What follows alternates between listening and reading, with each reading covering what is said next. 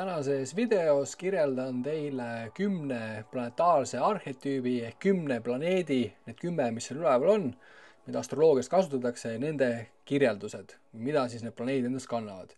Räägime Päikesest, Kuust, Merkuurist, Veenusest, Marsist, Jupiterist, Saturnist, Uraanist, Neptuunist ja Pluutost. Viimased 3, Uraan, Neptuun ja Pluuto, on kaasaalavastatud teleskoobiga ja 7 siis need silmaga nähtavad, need eelnevad seal, need silmaga nähtavad planeedid, mida on kõik taevas silmaga näha.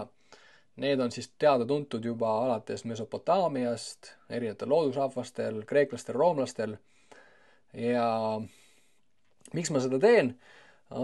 Läbi ajaloo siis just need 7 põhiplaneeti, mida on silmaga näha, erinevad kultuurid, inimesed, rahvad on nendest lugusid rääkinud. Need on olnud siis sellised müütilised jumalad, jumalannad, nad on väga sügavalt juurdunud siis sellise kultuurilisse vundamenti.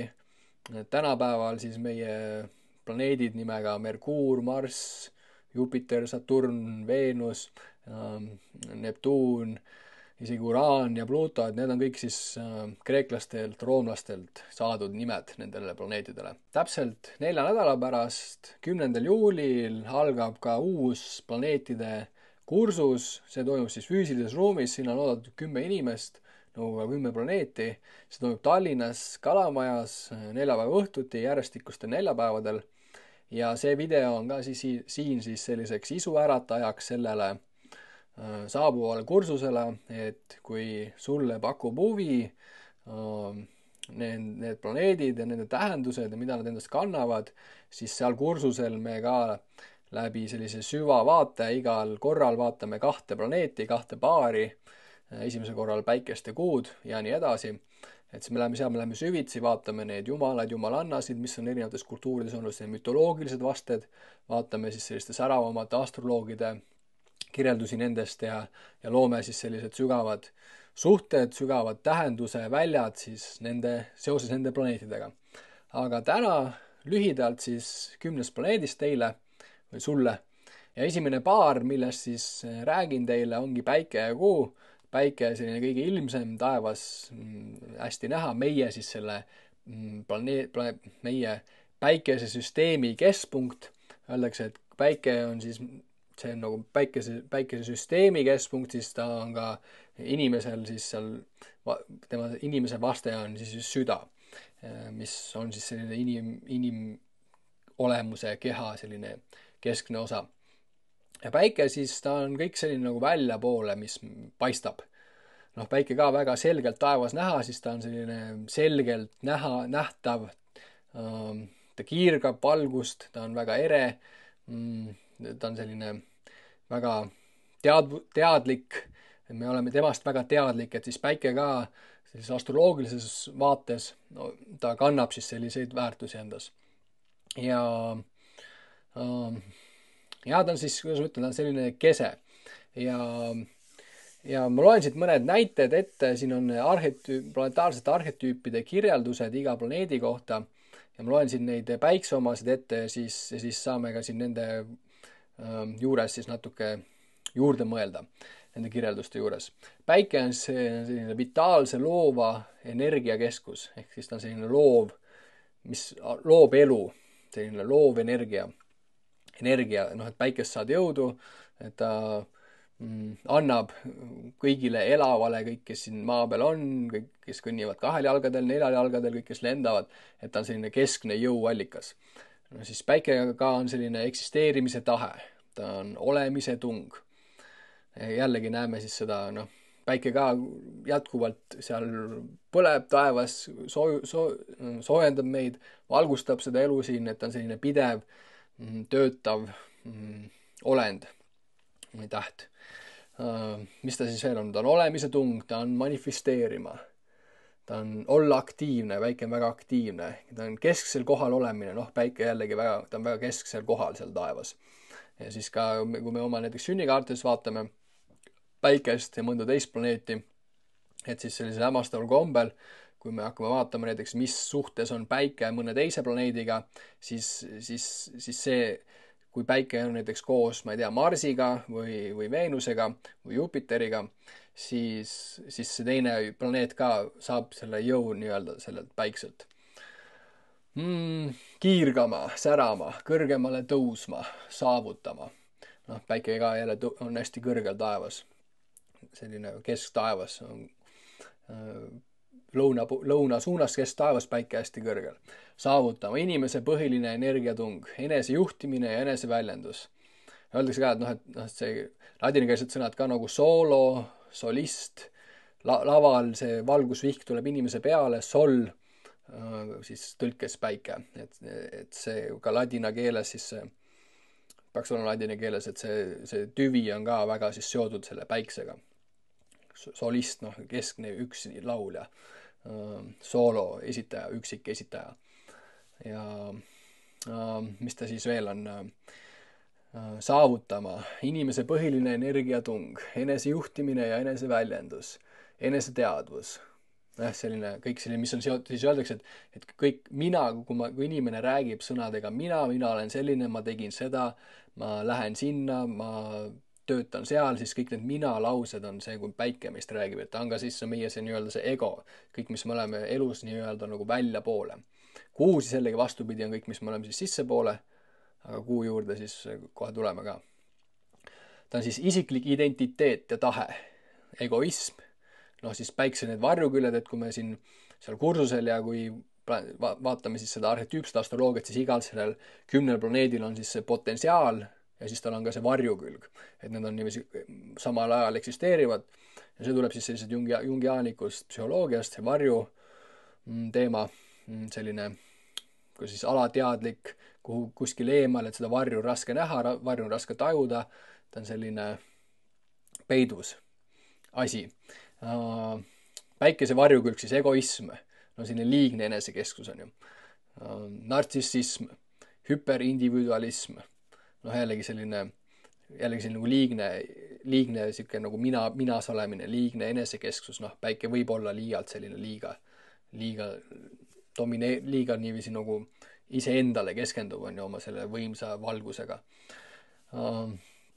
Hüperindividualism, nõrk suhestumine, Jungi animus, Hiina yang, päikese mehelikkus ja päikese naiselikkus. See on jällegi siis see päikese mehelikkus, päikese naiselikkus. See on ka siis selline sellise arhetüüpse astroloogia erinevuskoht teistes ma arvan, astroloogilisest koolkondadest on see, et ta võtab sellise jungiaaniku psühholoogia vaate selle planeetidele juurde, arhetüüpidele. Et seal tuleb ka siis, et kui vanades kultuurides siis päike oli tihti kujutatud näiteks mehena või mõni muu planeet siis mehena ja ainult Kuu ja Veenus olid kujutatud naisena, siis kaasaegses vaates me tegelikult saame näha siis neid mehelikke ja naiselikke printsiipe siis kõikides nendes planeetides. Siis lihtsalt ära selgitada see päikese mehelikkus ja päikese naiselikkus, samamoodi on ka siis Kuu mehelikkus, Kuu naiselikkus, Veenuse mehelikkus, Veenuse naiselikkus, et seal on, et tal on need mõlemad aspektid on nendel kõigil planeetidel.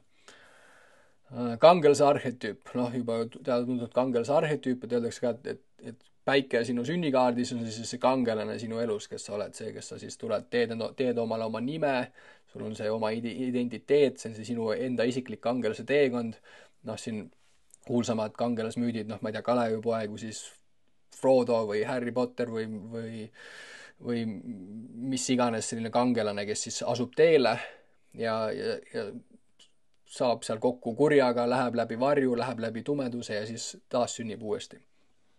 Kõik päikesejumalused, et siis neid päikesejumalusi ka seal kursusel vaatame ja lähme siis süvitsi esimesel kohtumisel siis selle päikse ja kuu teemasse. Järgmisena siis kuu, kuu siis vastupidi, kuu siis niisugused kõige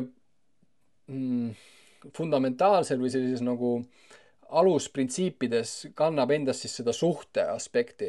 Kuna ta on maale, siis kõige lähim taevakeha, võrreldes kõigi teiste taevakehadega, ta on tõesti maale väga lähedal, kuu sündis maast.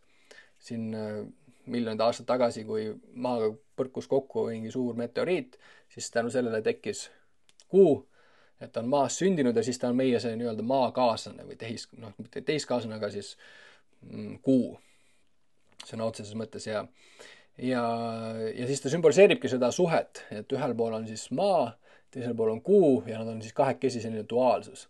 et see on väga palju siis kuu sellest tähendusest, kuu mõjuväljast, kuu olemusest tulebki siis sellest suhtedünaamikast. Teine sügav selline alusvundament, alusprintsiip, mida kuu endas kannab, on see, et ta on selline vastuvõtja. Ja mida ta vastu võtab, siis ta võtab vastu seda päikesevalgust. Et kui on täiskuu, siis see on, täiskuu on siis, kui päike on opositsioonis kuuga või kuu on opositsioonis päiksega, ehk siis keskel olete, et mina olen planeet Maa, siis ühel pool on päike, teisel pool on kuu ja siis päike valgustab seda kuud täielikult, ehk siis on selline täiskuu moment. Kui siis on jälle päikese-kuu konjunktsioon, kui kuu on päikese ees, siis on nii-öelda see noorkuu, kus siis me ei näe seda valgustatud kuud. Aga kuu siis selline täiskuu moment, kus ta võtab siis seda päikese valgust enda peale, ta on vastuvõtja, ta on pehme valgus, ta ei ole kõrvete valgus, aga ta võtab seda päikese valgust enda vastu. Ja see on üks selline põhivundament, alusprintsiip, mida kuu endas kannab, et ta on selline nagu vastuvõtja. Ta on siis, kui päike oli, mis on väljapoole, siis kuu on just sissepoole. Et kuu ongi siis seotud näiteks kehaga, emotsioonidega, tunnetega, alateadvusega. Need on kõik need meie sellised küljed, kõik meie selline minapilt, kõik, mis on nagu sissepoole, selline alateadlik, see, mida me ei teadvusta enda puhul, aga me tegelikult oleme see. Ta on siis ka oma sügaval olemusel, ta siis kannab seda suhtedünaamikat ja ta siis kannab ka seda nii-öelda ema-lapse sellist dünaamikat või sellist ema-lapse kahelist suhet. Et kui laps sünnib, siis ta on väga tugevalt seotud emaga. Selline väga lähedane suhe. See on seesama selline printsiip, nagu siis kuul ja maal on selline väga lähedased, omavahel väga lähedased. Samamoodi kui nagu laps ja ema. Ja kui siis sünnikaardis ka näiteks vaatame näiteks kuu asetusi, mis suhtes siis kuu on teiste planeetidega, siis seal me näeme ka siis selliseid teemasid, mis siis on seotud näiteks koduga, sisemusega, emotsioonidega, tunnetega, varajases lapsepõlves kogetuga. Kõik selline mingid alateadlikud mustrid. Ja ma loen siit neid kirjeldusi, et natuke veel piltlikustada seda kuud, et kuu on selline emotsionaalselt ja instinktiivselt reageeriv isiksus, on selline emotsioonide pool, instinktid, selline alateadlik. Inimese olemise psühhosomaatiline alus, varajane ema-lapse suhe, välja kujunenud psühholoogiline iseloom, eneseosad, mis on teadliku ego jaoks varjatud. Üks on see teadlik ego, see päike, mis väga hästi teab, milline sa oled. Teine on siis need sinu osad, mis on siis nii-öelda varjatud, mida sa alateadlikult teed mingeid asju. Võib-olla keegi teine saab sulle neid osutada või siis, ma ei tea, terapeut või astroloog. Või sa saad ise avastada neid. Et astroloogi mõte ka tegelikult ei ole sulle otseselt öelda, milline sa oled, vaid et läbi nende 10 planeedi, nende 10 planeedile nii-öelda nendega suhtesse astumine, nende tähendusest mõistmine, nende tähendusest arusaamine ja oma sünnikaardis nende vaatamine, oma seda sünnihetke, nii-öelda see kvalitatiivne aeg, kui sina sünnid, kus on kuu, kus on päike, kus on kõik need ülejäänud 8 planeeti. Et see hetk, kui sa sünnid, et kus on ka ülejäänud need 8 planeeti.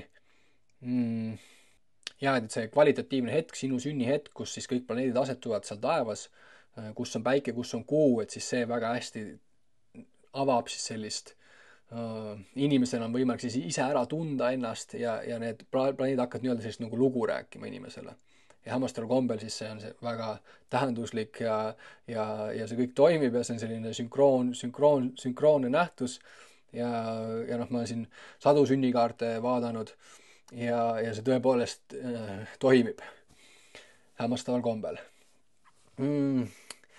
Kuu siis veel on meeleolud ja tunded, muutlikud ja kõikuvad oma iseloomult, kuid samas ka sügavale kujunenud püsivad emotsionaalsed mustrid.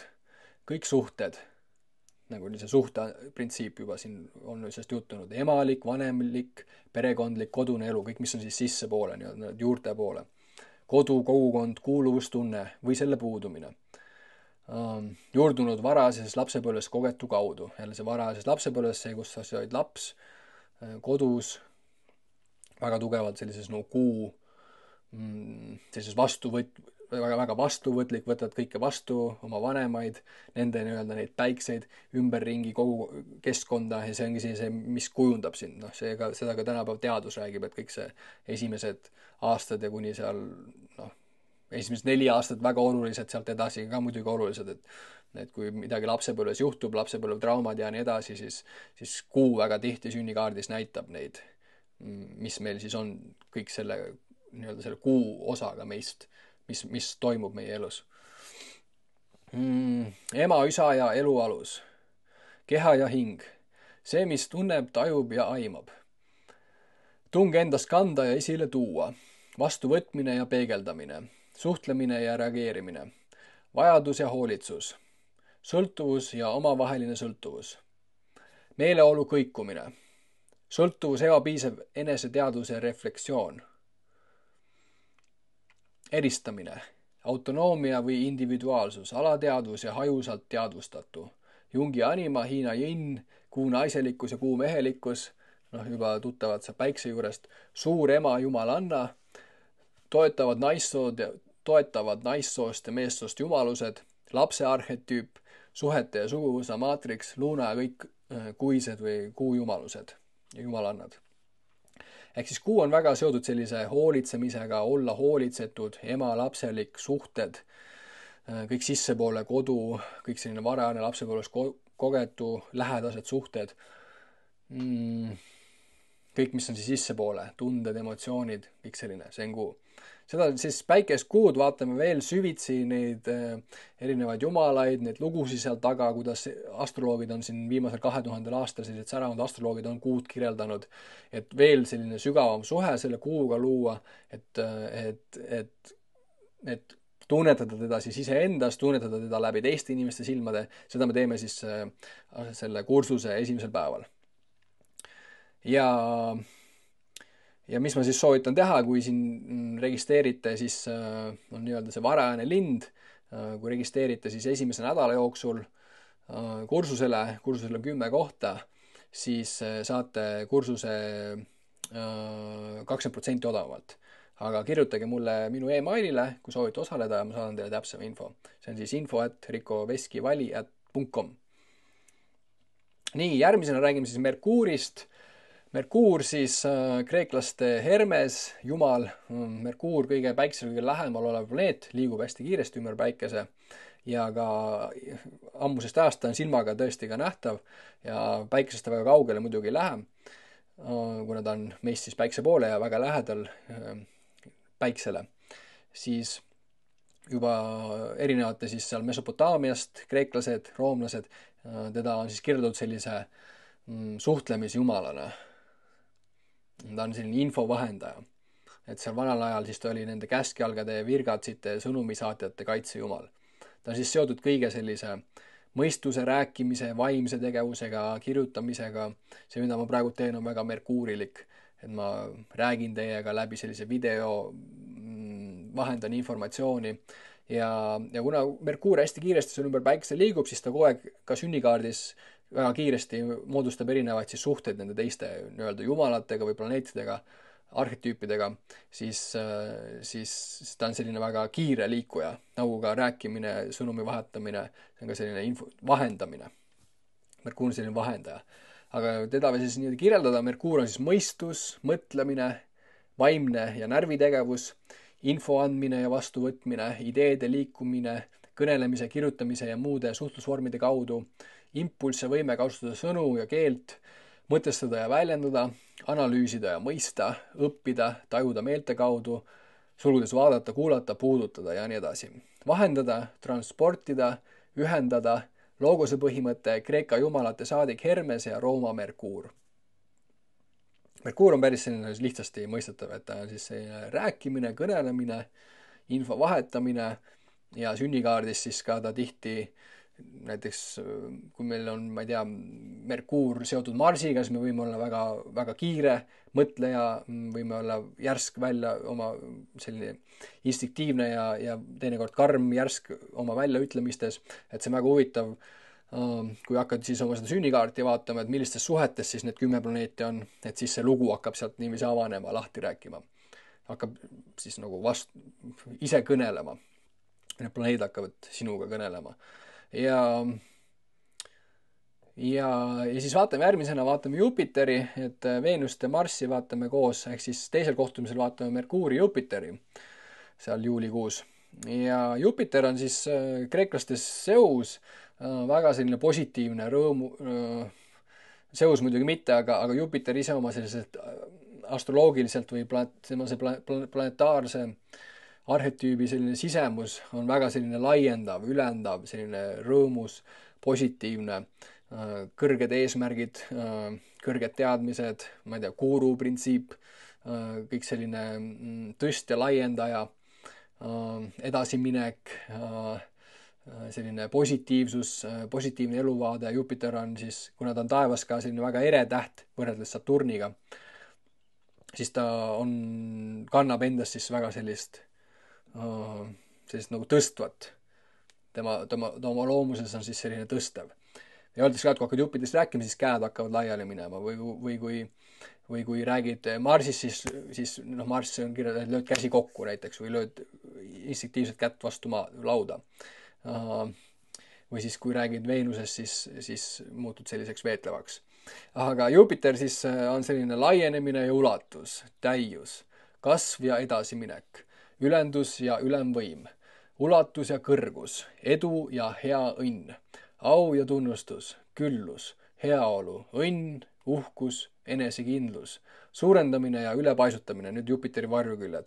Siin näiteks, et liiga palju midagi on halb,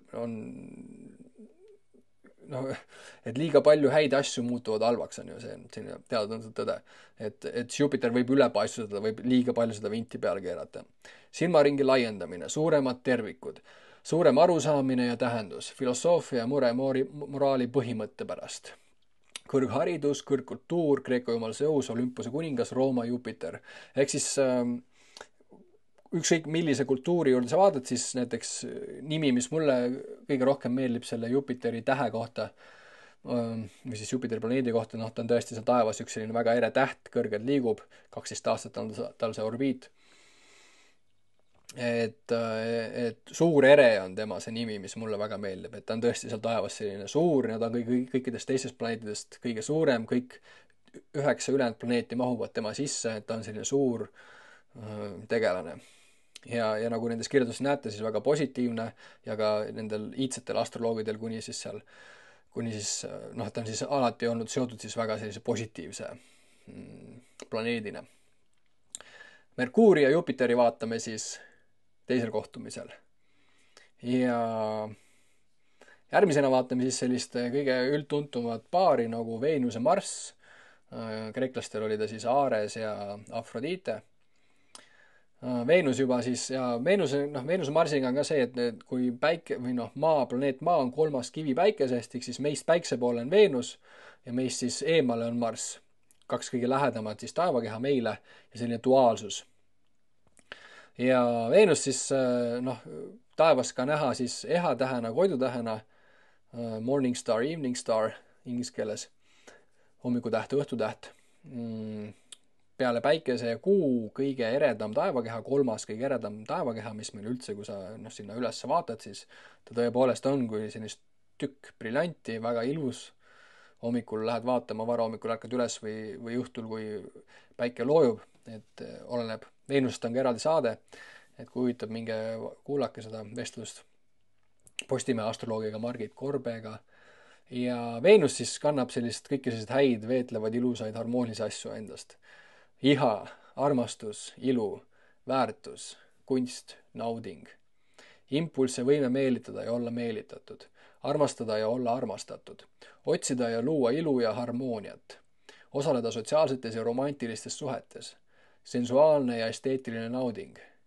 Kunstiline kogemus ja loomine. Eerose ja ilu põhimõte. Kreeka armastuse ja ilu jumalanna Afrodite, Rooma Veenus. Veenus väga selline, see on siis selline üks arhetüüp või üks planeet, mida me ka tunneme ilma, et see on üks selline sümbol, mis juba kõneleb meiega ilma, et me peaks tema juurde õppima või lugema või temaga sellist uut suhet looma. Et Veenus ja Marss, me kuidagi tunneme neid instinktiivselt. Need on sellised sügavad sümbolid, mis on kuidagi siia kultuuri sisse juurdunud, kus me neid teame, need on kuidagi ema piimaga kaasa tulnud. Marss siis, sellised kuulsamad keskaegsed maalid, renessansiaegsed maalid on ka Veenusest ja Marsist. Ja need pildid siin jooksevad. See on selline igavene duaalsus, öeldakse, et ka siis see armastus ja sõda, et need käivad kuidagi koos, et see Veenuse ja Marsi duaalsus, et see on selline mingi mäng, et nad on omavahel sellises sügavas põimumises. Ja kõik need 10 planeeti on tegelikult omavahel väga sügavalt põimunud, et nendest aru saada, siis tuleb need kõiki eraldi vaadata, tundma õppida, luua selline isiklik suhe, aga reaalsuses on nad alati kõik koos. Aga et seda üldist pilti näha, siis kõigepealt tuleb neid igaühte eraldi vaadata. Aga Marss siis on selline energeetiline jõud, impulss ja võime oma tahtmist kehtestada. Öeldakse, et kui hakkad Marssist rääkima, siis lööd käsi kokku või lööd kätt vastu maad või vastu lauda. Et see on selline instinktiivne reageerimine või paned käe pliidi peale, tõmbad selle sealt ära, ilmegi mõtlemata, kui see on kuum pliit, siis sa kuidagi reageerid. Et Marss on selline reageerimine. Kui satud kellegagi vihasesse sellisesse hakkad kellegi vaidlema, siis sa ei tea, kuidas sinna sattusid. No see on ka siis see Marss kuidagi aktiveerub selline energeetiline jõud sinus. Impulss ja võime oma tahtmist kehtestada. Impulss. Tegutseda ja liikuda energeetiliselt ja jõuliselt. Avaldada mõju. Suruda edasi ja vastu. Kaitsta ja rünnata. Tegutseda teravuse ja innuga. Kalduvus kogeda agressiivsust. Viha, konflikti, kahju, vägivalda. Jõulist füüsilist energiat. Olla võitlev, konkureeriv, julge, energiline, tulihingeline. Kreeka sõjajumal Ares ja Rooma Marss. Jah. Et see on huvitav jah, et Veenus on selline harmooniline, see, kuidas ta ka seal taevas liigub, see Veenuse tsükkel on väga selline harmooniline pilt tekib sinna. Sellest on seal Veenuse saates juttu. Marssi sellegi meist eemal, ta on niimoodi väljapoole, ta on selline penetreeriv, ta on selline tungiv, ta on siis esimene planeet, mis on siis meist niiviisi maast niiviisi nagu väljapoole. Ja need kirjeldused ka, et sellises sügaval tasandil ainuüksi see, kuidas need planeedid asetuvad, see, millised, Marss ka seal üleval on siis selline punane planeet, on väga seotud selliste punaste teemadega nagu veri, näed punast, öeldakse selline, et inimene läheb siis punasesse või siis selline kõik selline viha, konflikt, kahju, vägivald, agressiivsus, teravus, kõik sellised nagu punased teemad, et oma sellisel sügaval tasandil need planeed ka oma siis sellisel füüsilisel asukohal, oma väljanägemisel, kuidas nad taevas välja näevad, kannavad ka siis neid tähendusi välja. Ja kui nad seal siis taevas liiguvad koos, loovad suhteid, siis nad hakkavad ka niiviisi koos toimima. See kõik on väga müstiline ja hämmastav ja äärmiselt huvitav. Ja inimtsivilisatsioon on sellega tegelenud, siin just hiljuti oli Mesopotaamia astroloogias saade Tartu Ülikooli siis selle sumeroloogi Amar Annusega, et siin juba mitu tuhat, 5000 aastat tagasi väga süvitsi meie on olnud siis kultuurid, tsivilisatsioonid, kes on need 7, kellest ma olen praegu siin rääkinud, need planeedid, Saturnist pole veel rääkinud, aga kõik on väga süvitsi tundnud nende tähendusi, nende olemusi, kuidas nad taevas liiguvad, ka sünnikaartides. Et see on selline sügav teadus, tänapäeval on ta kuidagi äärealale vajunud, aga väga palju doktoritöid, väga palju siis sellist uurimustööd läheb ka täna juba siis nii Zodiaagi kui planeetide erinevate kultuuride, kuidas erinevad kultuurid ajaloos on siis olnud suhtes astroloogiaga, et see kõik toimib täna selline teadus sellisel kõrgel tasemel. Saturn, viimane planeet siis, mis on silmaga nähtav ja mida siis ütleme 1000 aastat, 5000 aastat, 6000-7000, nii kaua kui siin inimesed olnud on, kui ta on siin üles vaadanud, siis nad seda Saturni seal näinud, ta on selline tuhm täht, liigub hästi aeglaselt, kõikidest siis silmaga nähtavatest planeetidest ta on kõige aeglasema orbiidiga, umbes 28–30 aastat, väga palju oma tähendusväljast või sellest vundamendist, tema see põhiprintsiip tulebki sellest aeglusest, tema sellest aeglasest liikumisest, samas sellest ka ta on selline tuhm täht. Iidsetel kultuuridel siis ta on väga seotud siis ajaga, et kreeklastel siis selle Saturni vaste oli Kroonos, see Kroonos on ka otseses tõlkes aeg, Saturn, ja kuna ta liigub nii aeglaselt seal üleval, siis ta no oletame, et olid astroloog kuskil seal Kreekas, vaatasid, et näed, et Saturn on kalades, siis elasid 30 aastat, siis vaatasid, et nüüd uuesti on see Saturn seal kalade tähtkujus. Noh, siis saidki aru, et umbes 30 aastat on see orbiit. Noh, kuigi nad teadsid seda juba palju varem, aga tõepoolest ta liigub aeglaselt ja ta on siis seotud ka siis selliste elu nagu raskete teemadega. Selliste teemadega, mis siis elu jooksul võib-olla võtavad aega, et need juhtuksid. Ja vanemast traditsioonist oli ka palju seotud siis põllumajandusega, et selline vilja kasvatamine üks tegevus, mis võtab aega, temaga siis see Saturni see astroloogiline glüüf on selline sirbikujuline, et ta on selline lõikaja. Et ta on, vanasti oli siis selline, et kevadel hakkad vilja kasvatama, sügisel lõikad seda. Et Saturn on siis kõik selline aja jooksul kogunenud viljad, samas ka kõik aja jooksul kogetav raskus. Et ta kannab endast hästi palju see tähendust välja. Saturnile ma olen pühendanud 2 eraldi saadet, podcasti, vestlust. Mingi otsige mu kanali seal üles, et seal thumbnailide peal on Saturn suurelt kirjas. Üks on siis Saturn ja teine on siis Saturni tarkusest, kus me siis vaatame jällegi seda Saturni sellist naiselikku või feminiimset poolt. Aga Saturn oma olemuselt siis on selline piir, struktuur. Jah, et ta on siis seotud väga sellise maisega, kõik, mis on käega katsutav. Et me jõuame ka siis nende 3 viimase planeedi juurde, seal tulevad siis rohkem need transcendentsed teemad sisse, aga Saturn väga maine, väga käega katsutav, väga reaalne. Kõik selline aja jooksul sisse käidud rajad, institutsioonid. Ega siis ta on piir, ta on struktuur, ta on kindlus ja stabiilsus, kokkutõmbumine, piirang, vajadus, kõva materiaalsus, konkreetne ilmnemine, aeg, minevik, traditsioon, konservatiivne ja range autoriteet, vanus, küpsus, suremus, asjade lõppemised. Saturn on väga süvitsi seotud ka siis sünni ja surma sellise tsükliga. Et kui seal sünnikaardis vaatad näiteks neid Saturni tagasitulekuid, need Saturni ringe, kui need täis saavad 30-60, siis tihti korreleeruvad need perekonnas näiteks surmadega või sündidega, asjade lõppemistega, uute asjade algustega. Raskus, mis koormab, mis seob, väljakutseid esitab, tugevdab.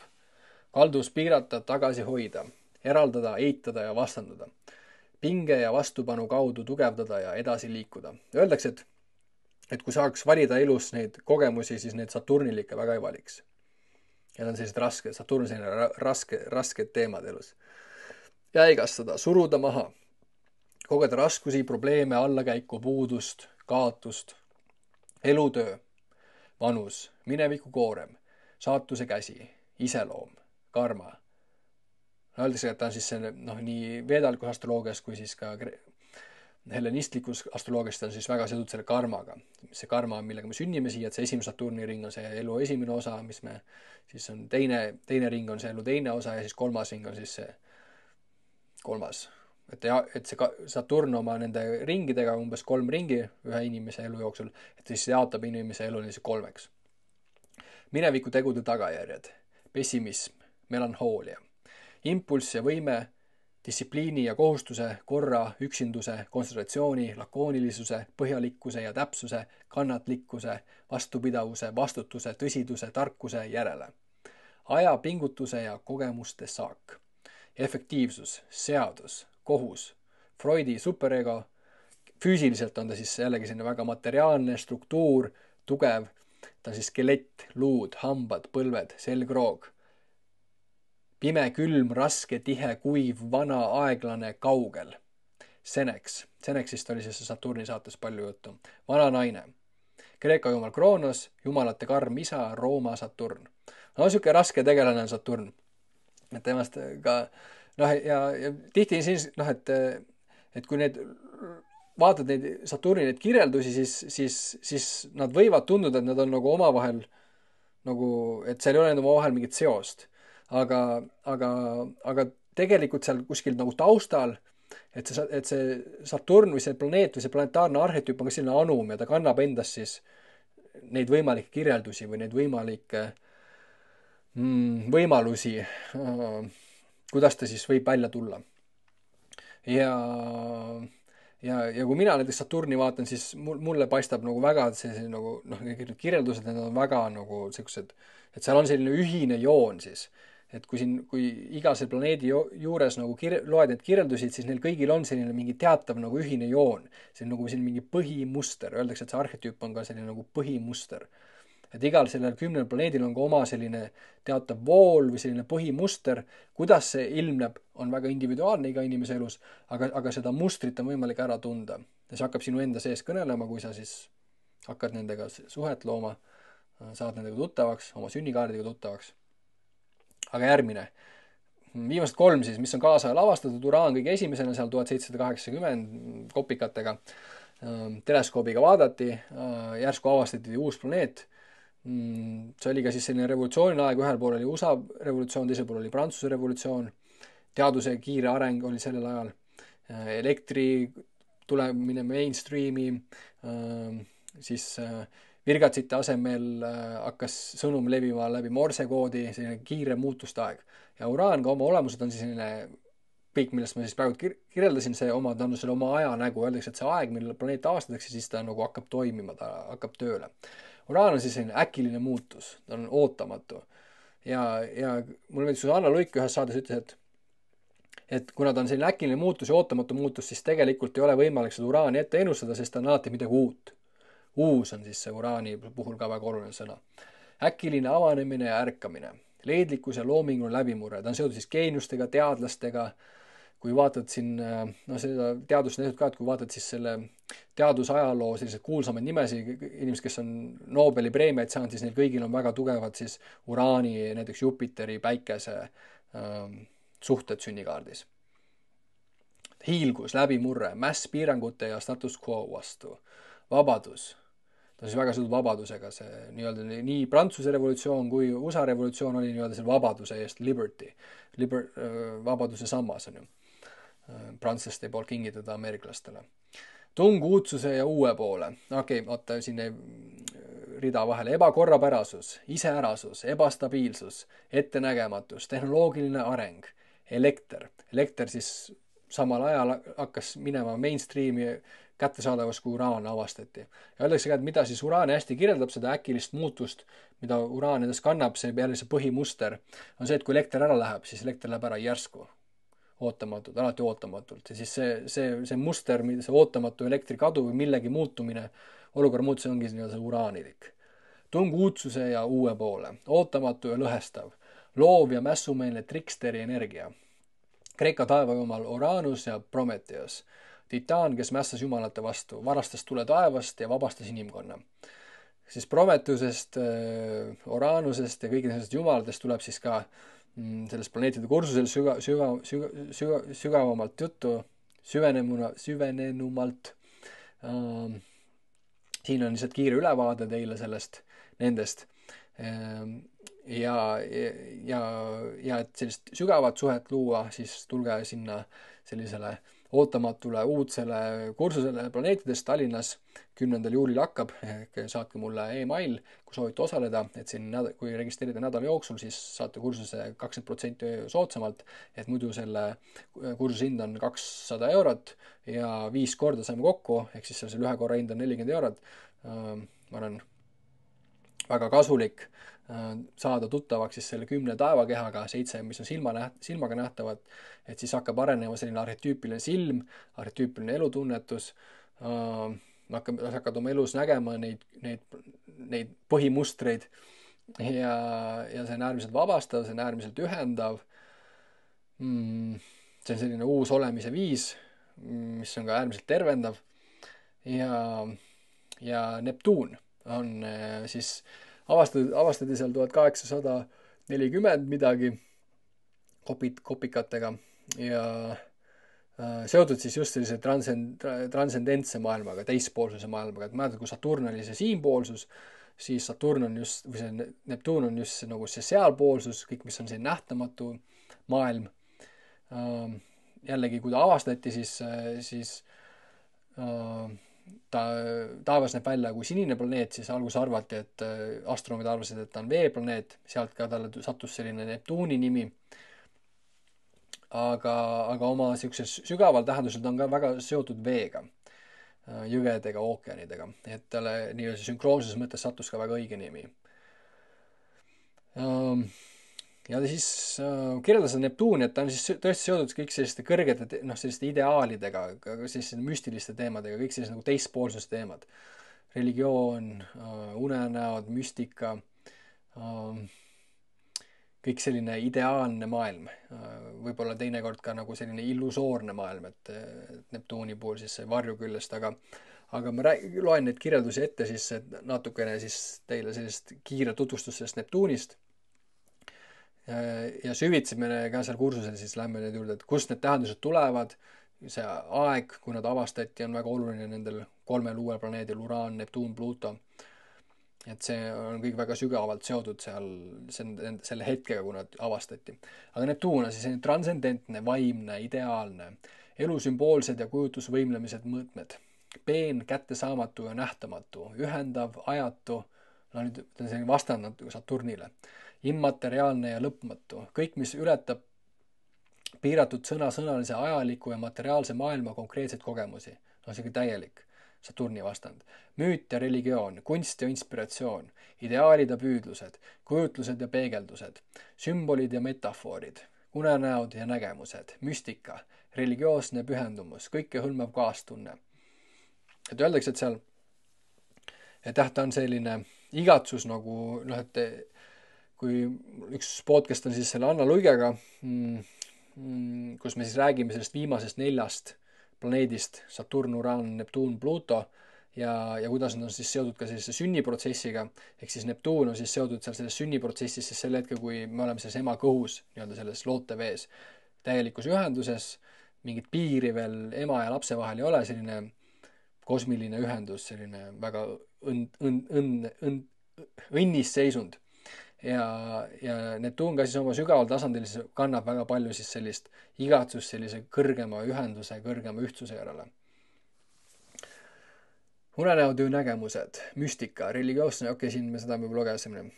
Kõikehõlmav kaastunne, tervendamine ja terviklikkus, igatsus kaugemale, ego piiride ja reaalsusstruktuuride lahustumine.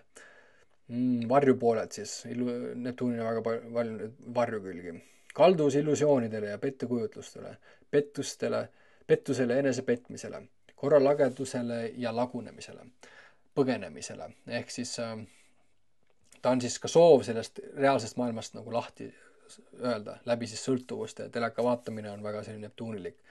Üldse sellised pildid, televisioon, videod, kõik sellised välja mõeldud pildid on väga seotud Neptuuniga, sellised nagu illusoorsed pildid mingis mõttes.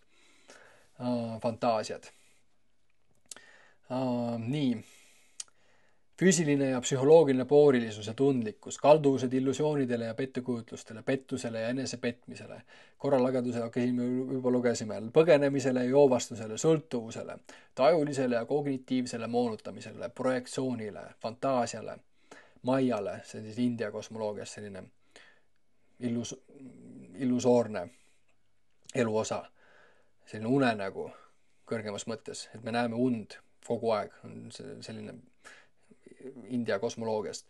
Kõik ebatavalised teaduse seisundid, teaduse vool ja alateaduse põhjatud sügavused, kõik müstilise ühenduse jumalad, kõikehõlmav armastus, transcendentne ilu, kunstiline ja vaimne inspiratsioon, kõikehõlmav jumalanna, Kristus, Maarja, Buda, Brahman, Orfeos, muusad, kosmiline Sofia, nartsissus oma peegeldus. Nartsissus oma peegeldus on väga hea selle Neptuuni arhetüübi selline osutaja või kirjeldaja, kes siis Neptuun jääb sellises, või siis Neptuun, nartsissus jääb oma sellisesse ideaalsesse pilti kinni sinna tiigikaldale. Jääb sinna seda vaatama, kuniks upub siis sellesse illusiooni, sellise ideaalsesse pilti iseendast.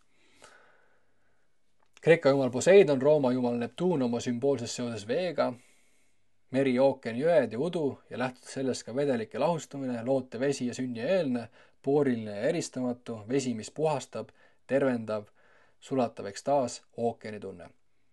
Miks, kus need Neptuuni need tähendused tulevad ja me lähme kõik selle juurde süvitsi seal kursusel, aga Neptuun väga selline transcendentne, ideaalne, kõik seal teispoolsuse teemad, väga selline illusoorne, kiire kirjeldus teile Neptuunist ja viimasena ongi Pluto 10 planeedist. planeedide staatus tal siin mingi aeg tagasi võeti ära. Räägitakse, et võib-olla see tuleb tagasi. See pole sellel puhul üldse oluline astroloogilises vaates. Aga Pluto siis avastati seal 2 maailmasõja vahelisel ajal, väga selline keeruline aeg, natuke meie enda aja nägu, kus on väga ebastabiilne. Aga muidugi mitte päris sama hull kui seal enne teist maailmasõda, maailmasõja vahelisel ajal. Aga Pluto siis oma sügaval tähendusel on ta selline loodusjõud, miski, mis tuleb väga sügavalt. Ta on siis selline, ongi loodusjõud, selline orkaan, vulkaan, selline instinktiivne jõud, mis tuleb kuskilt sügavalt. Ta on seotud siis ka allilma teemadega. Samas on ta ka seotud siis ka selliste seksuaalsete teemadega. Ta on väga, siis öeldakse, et kõike, mida siis Pluto sünnikaardis puudustab, siis ta nagu võimestab seda, annab selle hästi palju jõudu juurde. Et Pluto on selline väga intensiivne tegelane, muidugi see aeg ka, kus siis Pluto avastati, oli ka väga selline intensiivne aeg, kus siis selline kollektiivne selline, kuidas ma ütlen siis, selline instinktiivne isiksus tulid välja seal enne teist maailmasõda ja selline väga agressiivne sügavatel sellistel instinktiivsetel loodusjõududel baseeruv aeg ja need ka tulid siis niiviisi avalikult välja. Aga natuke kirjeldas Pluutot siis veel siin on loodusjõud, sügavus ja intensiivsus. Nagu mainisin, et sünnikaardis, kus Pluuto on siis mingi planeediga koos, siis Pluuto intensiivistab seda väga jõuliselt. See, mis sunnib, annab võimu ja intensiivistab kõike, mida see puudutab. Mõnikord võimsalt ja katastroofiliselt äärmuslikult. Mure ellujäämise, seksi või võimu pärast, alumised tšakrad, ürgsed instinktid, libidaalne ja agressiivne, hävitav ja regenereeriv. Öeldakse, et siis Pluto on selline, ta on see nagu hävitaja ja looja printsiip, et ta küll hävitab väga jõuliselt ära midagi, aga ta jätab alles seemne. Ja et mingi uus asi saaks tulla. Samamoodi kui näiteks vulkaan tuleb, hävitab ära, siis või suur metsatulekahju hävitab ära, aga siis sealt tuleb uus elu.